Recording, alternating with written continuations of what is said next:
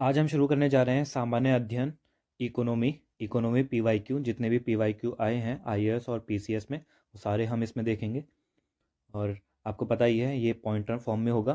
Pointer में क्या होता है, बस क्वेश्चंस होते हैं और आंसर होते हैं, बाकी फालतू कुछ नहीं होता। क्योंकि पेपर पास में है और रिवीजन चल रहा है हमारा, तो हम इसे पूरा अच्छे से देख लेंगे तो हमारा पूरा रिवाइज हो जाएगा। तो यही है आर्थिक और सामाजिक विकास, ये पूरा आपका सिलेबस में है। ये जितने भी आईएएस और आईपीएस पेपर आएगा तो सभी में, सभी के लिए ज़रूरी है, सभी में आर्थिक व्यवस्था आता है। और आर्थिक विकास से आज हम देखेंगे, पहले पार्ट से शुरू करेंगे आर्थिक विकास। तो चलिए शुरू करते हैं बिना किसी देरी के। इसमें आएगा, हम पहले पढ़ेंगे राष्ट्रीय आय और आर्थिक विकास। तो किसी देश की आर्थिक समृद्धि का सबसे उपयुक्त मापदंड क्या होता है?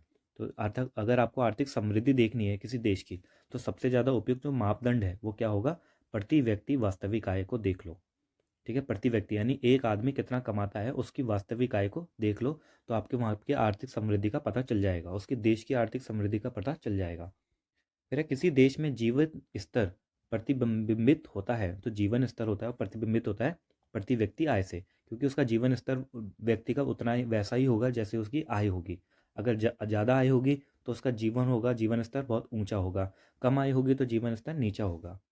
अब सकल राष्ट्रीय उत्पाद है, जो जीएनपी होता है वो क्या होता है? वो राष्ट्रीय उत्पाद का मूल्य मापन होता है, राष्ट्रीय उत्पाद का मूल्य मापन होता है। अगला है, किसी दी गई अवधि के लिए एक देश की राष्ट्रीय आय। जो एक देश की राष्ट्रीय आय होती है वो क्या होती है? किसी अर्थव्यवस्था में एक विशेष समय अवधि में उत्पादित अंतिम वस्तुओं और सेवाओं के मौद्रिक मूल्य के बराबर होगी। तो यहाँ पर राष्ट्रीय आय की परिभाषा दी गई है कि परिभाषा क्या होगी? तो जो एक वर्ष के अंदर अंतिम वस्तुओं और सेवाओं के जो मौद्रिक मूल्य होता है उसे आप एक देश की राष्ट्रीय आय कहते हैं। अब कथन और कारण दे रखा है, यहाँ पर देखते हैं। कथन है आपका, आर्थिक विकास के लिए बहुआयामी उपागम की आवश्यकता होती है। तो ये बिल्कुल सही है कि आर्थिक विकास के लिए एक ही उपागम की आवश्यकता नहीं है, बहुत सारे उपागम की आवश्यकता होती है, यही बोला जाता है बहुआयामी उपागम। इसका कारण बताया गया क्योंकि वर्तमान भारत सरकार मुख्यतः सूक्ष्म आर्थिक विषयों पर ध्यान केंद्रित कर रही है। तो आर तो गलत ही है पूरा के पूरा, क्योंकि सूक्ष्म आर्थिक विषयों पर केंद्रित नहीं कर रही सरकार, सरकार बृहत आर्थिक विषयों पर केंद्रित कर रही है। ठीक है, तो ये गलत गलत हो जाएगा, इसका रीज़न भी ये गलत है। तो ए सही है किंतु आर गलत है। अगला है, मिश्रित अर्थव्यवस्था का क्या अर्थ है? मिश्रित का मतलब मिक्स्ड, यानी दोनों जब मिली जुली होती हैं। तो जहाँ राष्ट्रीय अर्थव्यवस्था में सार्वजनिक क्षेत्र के साथ साथ निजी क्षेत्र भी विद्यमान होता है तो उसे उसे बोला जाता है मिश्रित अर्थव्यवस्था। अगला है, भारतीय अर्थव्यवस्था के प्रमुख लक्षण। तो प्रमुख लक्षण है यहाँ पर कि हमारी जो भारतीय अर्थव्यवस्था है वो मिश्रित अर्थव्यवस्था है। अगला देखते हैं, भारत में नियोजित अर्थव्यवस्था आधारित है। जो नियोजित अर्थव्यवस्था है वो किस पर आधारित है? मिश्रित अर्थव्यवस्था पर। अब यह सत्य होगा कि भारत को परिभाषित किया जाए, भारत को कैसे परिभाषित कर सकते हो आप? तो भारत एक श्रम आधिक्य वाली अर्थव्यवस्था है, तो इस रूप में आप इसे परिभाषित कर सकते हो। इसका स्वरूप बताया गया, भारत का जो अर्थव्यवस्था है उसका स्वरूप कैसा है? तो हमारी भारतीय अर्थव्यवस्था का स्वरूप है श्रम आधिक्य वाली अर्थव्यवस्था। यहाँ पे श्रम जो है बहुत बहुत ज़्यादा है। फिर अब भारतीय अर्थव्यवस्था की विशेषता है, फिर से वही विशेषता। तो कृषि की प्रधानता है यहाँ पर, न्यून प्रति व्यक्ति आय है और वृहद बेरोजगारी भी है। तो ये तीन विशेषता है यहाँ पर जो आपको ध्यान में रखनी है। पहला कृषि की प्रधानता, न्यून प्रति व्यक्ति आय, और तीसरी वृहद बेरोजगारी।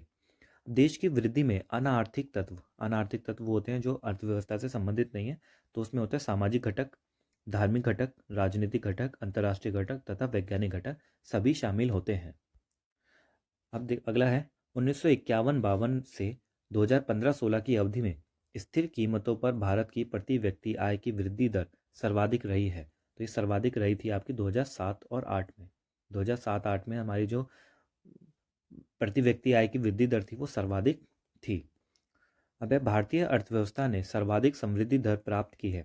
सर्वाधिक समृद्धि दर कब प्राप्त की थी? 2006-7 में हमने सर्वाधिक समृद्धि दर प्राप्त की थी, 9.6%। तो यहाँ पर ध्यान देना, दो दो डेट है यहाँ पर, एक 2007-8 में और 6 और 7 में।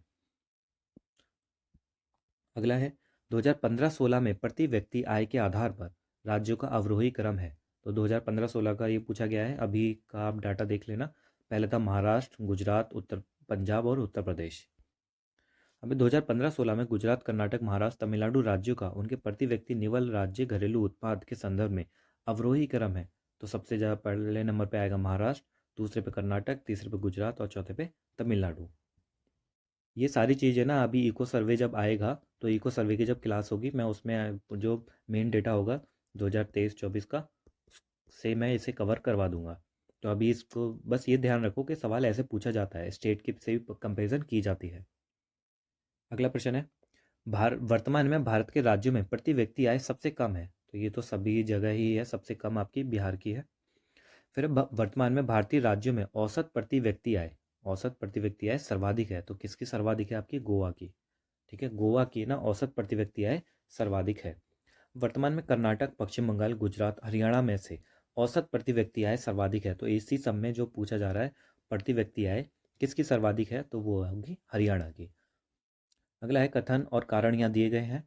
यद्यपि 1947 के बाद की अवधि में भारत की राष्ट्रीय आय कई गुना बढ़ गई है, परंतु प्रति व्यक्ति आय स्तर में कोई सुदृश्य सुधार नहीं हुआ है। तो ये गलत है, ऐसा नहीं है। इसकी प्रति व्यक्ति आय स्तर में बहुत सी ज़्यादा सुधार हुआ है, और इसका कारण ये बताया जा रहा है क्योंकि भारत की जनता का काफ़ी बड़ा भाग अभी गरीबी के रेखा के नीचे रह रहा है। तो ये तो सही है, लेकिन इसका कारण ये नहीं है। ठीक है, क्योंकि जनसंख्या बड़ी है तो उसका अनुपात भी बड़ा ही होगा। अगला देखते हैं, भारत में ग्रामीण आय प्राय नगरीय आय से कम है। इसके कारण जिम्मेदार हैं, इसके कारण पूछे गए हैं कि ग्रामीण आय क्यों कम है नगरीय आय से। तो पहला है आपका किसानों की निरक्षरता, दूसरा है वैज्ञानिक कृषि का नगण्य ज्ञान, वैज्ञानिक तरीके से कृषि नहीं करते हैं और किसान जो होते हैं वो पढ़े लिखे नहीं होते। तीसरा है विनिर्मित उत्पादों की तुलना में प्राथमिक उत्पादों का कम मूल्य तथा उद्योगों की तुलना में कृषि में कम निवेश। तो यानी यहाँ पे बताया गया है कि जो कंपनी मेड जो चीज़ें होती हैं, उत्पाद होते हैं, उनकी तुलना में ना उनका जो उन वो महंगा होता है, लेकिन जो प्राथमिक उत्पाद होता है ना वो सस्ते में बिकते हैं। इस और जो प्राथमिक उत्पाद आपके गांव से ही आते हैं, इसलिए वहाँ के जो जो लोग बाग हैं वो उनकी जो आय होती है वो कम रह जाती है। और जो फैक्ट्री में बना के बेचते हैं उनको फिर वो ज़्यादा महंगा बेचते हैं, उनसे उनकी आय क्या होती है? ज़्यादा हो जाती है। और चौथा है कि उद्योगों की तुलना में कृषि में कम निवेश। अगला देखते हैं, भारत में प्रति व्यक्ति आय में वृद्धि की दर धीमी है। ठीक है, इसमें वृद्धि की दर धीमी है, इसका मुख्य कारण क्या है? तो इसका मुख्य कारण है, पहला है उच्च पूंजी उत्पाद अनुपात। ठीक है, पहला है उच्च पूंजी उत्पाद अनुपात और दूसरा है जनसंख्या वृद्धि की ऊंची दर। यानी जहाँ पर अगर वैसे तो जनसंख्या तो ऊंची है ही, जिसकी वजह से सब कुछ कम हो जाता है, आय वगैरह, और दूसरा यहाँ पर अगर पूंजी लगा रहे हो तो पूंजी लगाना हमारे लिए बहुत ज़्यादा पड़ता है शुरुआत में, तो उसका वो अनुपात होता है वो बहुत कम होता है। अगला है उत्तर प्रदेश में प्रति व्यक्ति आय की निम्नता के कारणों में शामिल है। अब यहाँ पे उत्तर प्रदेश पे फोकस किया है, प्रति व्यक्ति आय की निम्नता में क्या क्या कारण आएगा। तो पहला तेजी से बढ़ती जनसंख्या, दूसरा साहसीपन का अभाव। यहाँ पर देखो साहसीपन का अभाव, ये साहसीपन वो नहीं है कि लड़ने वगैरह वाला, कोई साहसीपन का मतलब है यहाँ पर कोई उद्योग धंधे खड़ा करना, बिजनेस खड़ा करना। क्योंकि हमारा समाज ही ऐसा है, हमारी शिक्षा व्यवस्था ही ऐसी है जो बस जॉब क्रिएट करना चाहती है। ये बस ये सिखाया जाता है कि पढ़ो लिखो और नौकरी करो, ये नहीं सिखाया जाता कि पढ़ो लिखो और अपना व्यवसाय चलाओ। तो वही होता है साहसीपन, पैसा डूब जाएगा कैसे होगा, ये चीज़ का अभाव। और तीसरा है अपर्याप्त अधोसंरचना सुविधाएं। ठीक है, सुविधाएं नहीं होती तो कैसे खड़ा कर पाएगा। तो ये तीन चीज़ें हैं जो उत्तर प्रदेश में प्रति व्यक्ति आय को कम कर देते हैं। अगला है, किसी देश में आर्थिक समृद्धि अनिवार्य रूप से होगी। आर्थिक समृद्धि यहाँ पे होगी ही होगी, अनिवार्य रूप से होगी। यदि उस देश में होता है तो उस देश में क्या होगा? पूंजी निर्माण। अगर आप पूंजी का निर्माण करते हो ना, तो उस देश की समृद्धि जो होगी अनिवार्य रूप से बढ़ेगी बढ़ेगी। अगला है, भारत में बचत और पूंजी निर्माण की ऊंची दर होते हुए भी समृद्धि दर कम होने का कारण है। अब भारत में तो है ही, बचत और पूंजी निर्माण दोनों हो रहा है, ऊंची दर है, लेकिन तब भी समृद्धि दर क्या नहीं हो पा रही। तो ऐसा क्यों है? तो यह पूंजी उत्पाद अनुपात का अधिक होना, जो अभी हमने ऊपर देखा था, पूंजी ज़्यादा होती है। ठीक है, लगाने के लिए पूंजी जो होती है ज़्यादा चाहिए होती है, इसलिए अनुपात ज़्यादा होता है। अब है श्रम की न्यून कार्यक्षमता, प्रति व्यक्ति कमाई, पूंजी निर्माण की न्यून दर, प्राकृतिक संसाधनों की कमी में से एक लक्षण भारतीय अर्थव्यवस्था का नहीं है। तो भारतीय अर्थव्यवस्था का एक लक्षण कौन सा नहीं है? प्राकृतिक संसाधनों की कमी। ये हमारा जो है भारतीय अर्थव्यवस्था का लक्षण नहीं है, बाकी सब है। पहला हो गया श्रम की न्यून कार्यक्षमता, ये होता है आपका। फिर है प्रति व्यक्ति कमाई, पूंजी निर्माण की न्यून दर, प्राकृतिक संसाधनों की कमी नहीं होगा। अब है वित्तीय वर्ष 2017-18 में भारतीय आर्थिक समृद्धि दर लगभग थी 6.5%। अब जो नया आंकड़ा आएगा 2023-24, उसमें हम देखेंगे कितनी इसकी समृद्धि दर है। अब है अगस्त 2018 तक उपलब्ध नवीनतम आंकड़ों के अनुसार 2018-19 में भारत की आर्थिक समृद्धि दर थी 7.4%। तो भारत के प्रति व्यक्ति वास्तविक आय पर कैपिटा इनकम में धीमी वृद्धि के जो कारण है मुख्य रूप से उत्तरदायी रहे हैं। तो उसमें क्या क्या उत्तरदायी रहे हैं? पहला, जनसंख्या में तेज वृद्धि। दूसरा, मूल्यों में भारी वृद्धि के साथ ही कृषि तथा औद्योगिक क्षेत्रों के विकास में धीमी गति। तो पहले यहाँ पे जनसंख्या में तेजी से वृद्धि हो रही है, फिर मूल्यों में भारी वृद्धि होती है, फिर तीसरा आता है कृषि और औद्योगिक क्षेत्रों के विकास में धीमी गति। अगला देखते हैं। रिजर्व बैंक ऑफ इंडिया के अगस्त 2018 की मौद्रिक नीति के अनुसार 2018-19 में विकास दर संभावित है। तो देखो, वैसे तो ये मैं बताने नहीं वाला था, लेकिन आपको ध्यान में रखना होगा कि आप जब करंट अफेयर पढ़ते हो तो रिजर्व बैंक ऑफ इंडिया जो मौद्रिक नीति निकालता है तो उसमें हमारी विकास दर कितनी रहेगी, ठीक है, इसमें विकास दर कितनी रहेगी वो आपको आंकड़ा लिख लेना है और याद कर लेना है। जैसे कि जब 2018-19 की विकास दर थी 7.4%, तो अब 23-24 की पूछ सकता है, 24-25 की पूछ सकता है। ऐसे ही आपका जब भी आप पेपर दे रहे हो तो पूछा जा सकता है। और दूसरा, यहाँ पर पहले रिजर्व बैंक ऑफ इंडिया का बताया, फिर यहाँ पर एशियाई विकास रिपोर्ट 2018, यानी जितने भी कोई सी भी रिपोर्ट आए अगर वो विकास दर से संबंधित है, ठीक है, समृद्धि दर विकास दर से संबंधित है, तो वो आपको यहाँ पे याद कर लेना है कि कितनी समृद्धि दर रहेगी। तो दर को आपको ध्यान में रखना है, इसलिए यहाँ पर ये क्वेश्चन मैंने बनाया समृद्धि दर और विकास दर। फिर यदि दी हुई समयावधि में कीमतें और मौद्रिक आय दोनों दोगुनी हो जाएं तो वास्तविक आय क्या हो जाएगी? यदि दी हुई समयावधि में कीमतें भी बढ़ रही हैं और मौद्रिक आय भी बढ़ रही है तो वास्तविक आय तो अपरिवर्तित रहेगी। जाहिर सी बात है ना, कीमतें भी बढ़ गई हैं और आय भी बढ़ गई है, तो बड़ी आय का फायदा क्या होगा जब कीमत ही बढ़ रही है? तो पहले एक चीज़ 2 रुपये की मिल रही थी, अब 4 रुपये की बढ़ रही है। आपकी तनख्वाह भी 2 रुपये की बढ़ी है, तो वो तो चीज़ तो इतनी ही हो गई ना, तो इसलिए अपरिवर्तित रहेगी, कोई भी परिवर्तन नहीं होगा वास्तविक आय में। फिर है वर्तमान मूल्यों पर प्रति व्यक्ति आय की वृद्धि दर स्थिर मूल्यों पर प्रति व्यक्ति आय की वृद्धि दर से अपेक्षाकृत अधिक है, क्योंकि स्थिर मूल्यों पर प्रति व्यक्ति आय की वृद्धि दर में ध्यान रखा जाता है। तो यहाँ किस चीज़ का ध्यान रखा जाता है? यहाँ पर ध्यान रखा जाता है मुद्रास्फीति की वृद्धि दर का। यानी मुद्रास्फीति का मतलब होता है कीमतों का बढ़ना। सामान्य जो कीमतें होती हैं उनका बढ़ना होता है, उसके हिसाब से जो हमने पहला वाला अभी पढ़ा ना, वास्तविक आय कम हो जाएगी अगर कीमतें बढ़ रही हैं तो यही चीज़ है, इसलिए यही इसको दूसरी लैंग्वेज में ही बता दिया है बस इसे। सेम क्वेश्चन है कि मुद्रास्फीति की वृद्धि दर का इसमें ध्यान रखा जाता है। तो वर्तमान मूल्यों पर प्रति व्यक्ति आय, जो वर्तमान मूल्य अभी चल रहे हैं बाजार कीमत पर, उसमें वृद्धि दर हो रही है कि वृद्धि दर स्थिर मूल्यों पर प्रति व्यक्ति आय की वृद्धि दर से अपेक्षाकृत अधिक रहती है। तो ऐसा इसलिए होता है क्योंकि स्थिर मूल्य पर जो प्रति व्यक्ति आय की वृद्धि दर को में ध्यान रखा जाता है मुद्रास्फीति की वृद्धि दर का। अगला है 1867 से 68 ईस्वी में भारत में प्रति व्यक्ति आय 20 रुपये थी। यह सर्वप्रथम अभी निश्चित किया था। तो सर्वप्रथम दादा भाई नौरोजी ने किया था, यह आप पढ़ते हो इकोनॉमिक हिस्ट्री में। फिर भारत की राष्ट्रीय आय का प्रथम मापन किया गया था। राष्ट्रीय आय का प्रथम मापन ये किसने किया था? ये किया था दादा भाई नौरोजी द्वारा। अगला है 1949 में भारत सरकार द्वारा नियुक्त राष्ट्रीय आय समिति के अध्यक्ष थे। तो राष्ट्रीय आय समिति जो नियुक्त की गई थी 1949 में, उसके जो अध्यक्ष थे वो थे पीसी महालनोबिस। अगला है भारत में राष्ट्रीय आय संगकों का आकलन किया जाता है। जो राष्ट्रीय आय के जितने भी आकलन होता है वो कौन करता है? तो वो करता है सीएसओ, केंद्रीय सांख्यिकी संगठन। अब अगला है भारत में पूंजी निर्माण के आंकड़े एकत्रित करने का काम करता है पूंजी निर्माण। एक तो राष्ट्रीय आय हो गया और पूंजी निर्माण। पूंजी निर्माण का करता है आपका भारतीय रिजर्व बैंक और केंद्रीय सांख्यिकी संगठन। अगला है नई जीडीपी आंकड़ों में आधार वर्ष 2004-5 के स्थान पर बदल कर दिया है। यह आधार वर्ष कर दिया है। एक जब कीमतों मापते हैं तो हम एक आधार वर्ष मापते हैं, तो पहले आधार वर्ष 2004-5 था, इससे तुलना करते हैं, लेकिन अब वो कर दिया आपका 2011-12 और ये अभी भी इतना ही है। फिर इस समय यानी 2015 से भारत की राष्ट्रीय आय के अनुमान हेतु आधार वर्ष के रूप में प्रयुक्त हो रहा है। तो जो राष्ट्रीय आय होता है ये अभी भी प्रश्न आ सकता है। इस समय 2020 लिखा जा सकता है, 2024 लिखा जा सकता है, कुछ भी लिखा जा सकता है। तो इसमें जो राष्ट्रीय आय का जो अनुमान हो, तो जो आधार वर्ष है, जब भी आधार वर्ष आ जाए आपको बस 2011-12 चेप करके आ जाना है। अगला, भारत की आर्थिक सर्वेक्षण प्रत्येक वर्ष सरकारी तौर पर प्रकाशित किया जाता है। तो ये कौन प्रकाशित करता है आर्थिक सर्वेक्षण? तो ये भारत सरकार का वित्त मंत्रालय प्रकाशित करता है। भारत सरकार के वित्त मंत्रालय द्वारा इसे प्रकाशित किया जाता है। अगला है सैद्धांतिक रूप से यदि आर्थिक विकास की कल्पना की जाए, सैद्धांतिक रूप से बोला जा रहा है आर्थिक विकास की अगर कल्पना की जाए तो ध्यान में रखा जाता है। तो अगर आप आर्थिक विकास की कल्पना करते हो तो क्या क्या ध्यान में रखोगे? तो पहला रखोगे आप सकल घरेलू उत्पाद में वृद्धि। अगर इसमें वृद्धि हो रही है तो आर्थिक विकास हो रहा है। फिर दूसरा है सकल राष्ट्रीय उत्पाद में वृद्धि। अगर सकल राष्ट्रीय उत्पाद में वृद्धि हो रही है तो आर्थिक विकास हो रहा है। और तीसरा है प्रति व्यक्ति सकल राष्ट्रीय उत्पाद में वृद्धि। अगर इन तीनों में वृद्धि हो रही है तो हम कहेंगे कि हमारा आर्थिक विकास हो रहा है। अगला है भारतीय अर्थव्यवस्था के लिए घरेलू बचत की औसत दर वर्तमान में आकलित की गई है। यानी जो हमारी जो घरेलू बचत होती है, आपको पता है सबसे ज़्यादा अगर अर्थव्यवस्था किसी चीज़ से बढ़ती है तो घरेलू बचत से बढ़ती है। जब ये घरेलू बचत बैंक उस बैंक में वगैरह में आती है तो यही होती है 30 से 40% के पास यह आकलित की गई है। अब ये घरेलू बचत जब मार्केट में आएगी तो हमारा को कितना फ़ायदा होगा, मार्केट में पैसा आएगा, सर्कुलेशन ऑफ मनी होगा। तो ये 30 से 40% लोग घरेलू बचत के रूप में रखते हैं। फिर है 2015-16 में भारत की सकल घरेलू बचत दर, फिर से आ गया, सकल घरेलू बचत दर कितनी थी? 32.3% सकल घरेलू उत्पाद का।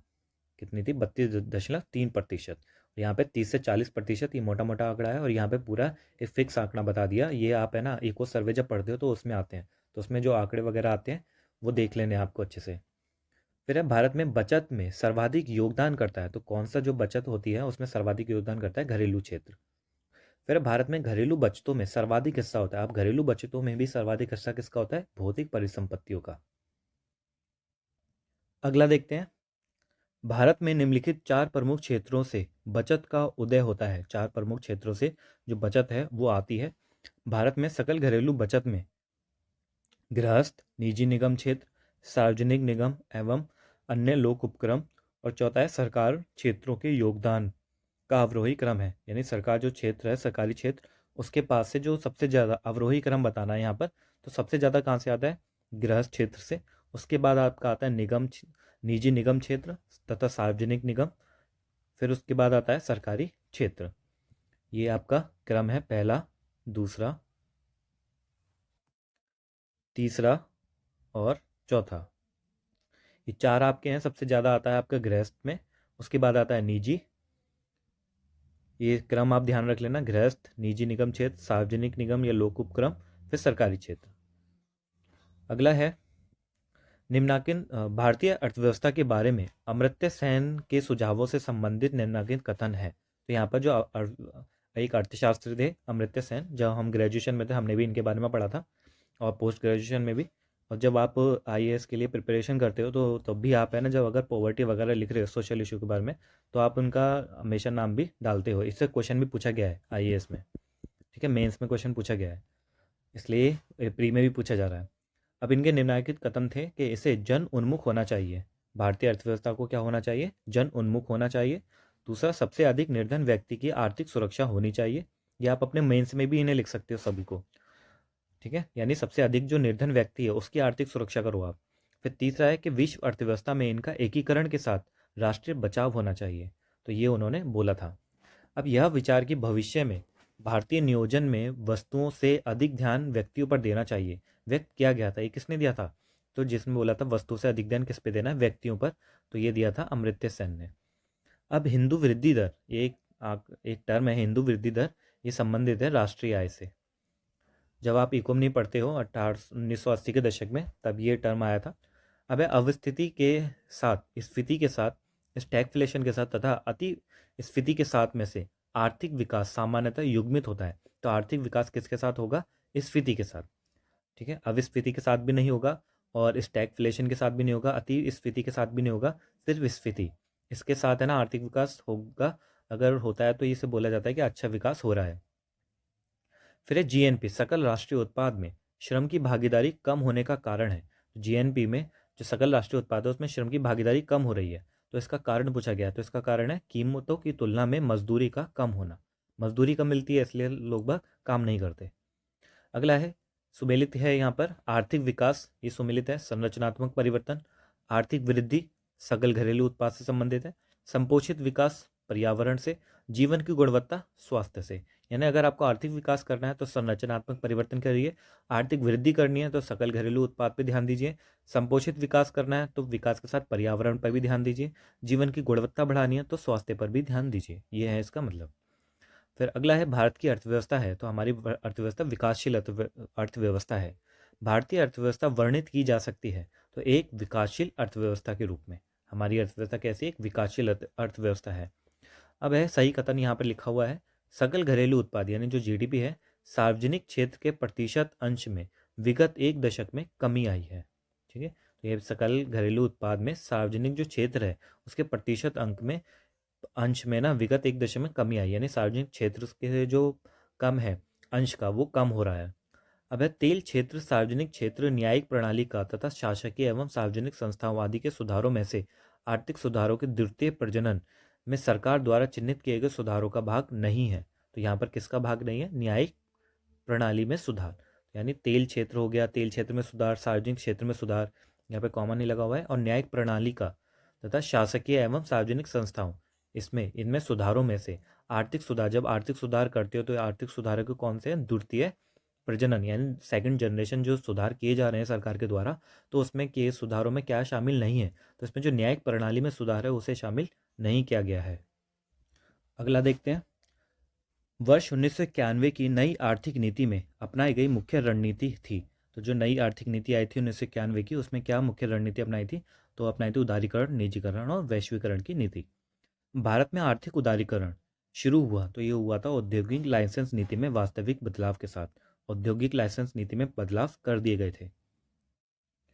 अगला देखते हैं, भारत की व्यावसायिक संरचना के वर्षों बाद भी लगभग वैसा ही बने रहने का कारण क्या है? तो इसमें एक कारण यहाँ बताया गया है, वो क्या है कि आर्थिक विकास के लिए कृषि से उद्योग की दिशा में अंतरण के महत्व की जनता को अधिकतर जानकारी नहीं है। इसलिए हमारा जो व्यावसायिक संरचना में तो परिवर्तन हो गए हैं, लेकिन तभी भी हमारा क्या बना हुआ है? भारत का वैसा ही बना हुआ है। तो कि ऐसा क्यों है? क्योंकि जो कृषि से उद्योग की जो दिशा में अंतरण हो रहा है उसका महत्व नहीं पता। इसलिए जो कृषि, अगर कृषि यहाँ पे एग्रीकल्चर है और यहाँ पर उद्योग है, इंडस्ट्री है, यहाँ से इधर एग्रीकल्चर से इंडस्ट्री में जो चेंजेस आ रहे हैं उसका महत्व नहीं जानती अभी हमारी जनता। तो यही चीज़ है। फिर अब भारत में अपनाई गई नई आर्थिक नीति के दो घटकों स्थिरीकरण और संरचनात्मक समायोजन के विषय में सही कथन है। तो यहाँ पर सही कथन है, संरचनात्मक समायोजन क्रमिक बहुपद प्रक्रम है, जबकि स्थिरीकरण त्वरित और अनुकूल प्रक्रम है। अगला है, भारतीय अर्थव्यवस्था के उदारीकरण का अग्रदूत यानी किसे कहा जाता है? तो डॉक्टर मनमोहन सिंह को भारतीय अर्थव्यवस्था का के उदारीकरण का अग्रदूत कहा जाता है। अब हम शुरू करते हैं अपना सतत आर्थिक विकास। इस वाले टॉपिक को हम अगली वीडियो में कवर करेंगे, सतत आर्थिक विकास, इसको अगली वीडियो में करेंगे। तो बने रहना अगली वीडियो में मेरे साथ। तब तक के लिए बाय बाय।